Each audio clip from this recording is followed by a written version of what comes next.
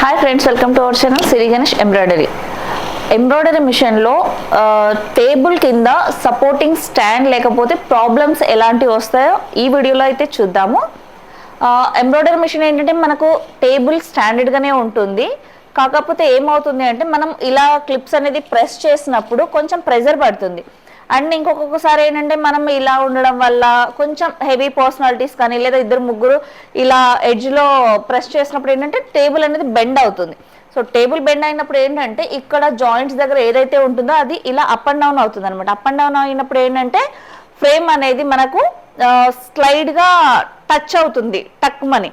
So అలా attach అయినప్పుడు ఏంటంటే ప్రాబ్లమ్స్ అనేది వచ్చి డిజైన్ షిఫ్ట్ అవ్వడము, నాయిస్ రావడము, ఇలాంటి ప్రాబ్లమ్స్ అనేది వస్తాయన్నమాట. సో అందుకనే ఇక్కడ మనకి ఏదైతే సపోర్టింగ్ స్టాండ్ కనిపిస్తుందో ఈ స్టాండ్ అనేది కంపల్సరీగా మెయింటైన్ చేస్తే అంటే ఈక్వల్ ఇక్కడ బాడీ ఏదైతే ఉంటుందో బాడీకి అండ్ టేబుల్ రెండు లెవెల్గా ఉన్నప్పుడు రెండు సెట్ చేసి కింద స్టాండ్ అనేది ఫిక్స్ చేస్తే మనకు ఫ్రేమ్ అనేది బ్యాలెన్సింగ్ అవుట్ అవ్వకుండా టేబుల్ బెండ్ అవ్వకుండా చాలా నీట్గా స్టాండర్డ్గా ఉంటుందండి. మనకేంటంటే ఒక్కొక్కసారి బాబిన్ పెట్టడానికి మనకు డిస్టర్బెన్స్గా అడ్డంగా ఉంటుందనేసి తీసేస్తారనమాట. సో అలాంటప్పుడు ఏంటంటే టేబుల్ ఇక్కడ కొంచెం స్టాండర్డ్గా ఉంటుంది, ఇక్కడ ఒకవేళ మనం ఇలా ఏదైనా ప్రెస్ చేసినప్పుడు ఏంటంటే బాగా బెండ్ అవుతుంది. కాబట్టి మనం ఆ స్టాండ్ ఉందనుకోండి కింద బ్యాలెన్స్ స్టాండర్డ్ బాగా మెయింటైన్ చేస్తుంది కాబట్టి మనం ఒకవేళ ఇలా ప్రెస్ పెట్టినా కూడా మెషిన్కి ఎలాంటి అప్ అండ్ డౌన్స్ ప్రాబ్లమ్స్ అనేది రాకుండా ఉంటుంది. సో చూసారు కదండి, ఈ వీడియో మీకు నచ్చినట్లయితే లైక్ చేయండి, షేర్ చేయండి. నేను మీ మహాలక్ష్మి, సైనింగ్ ఆఫ్.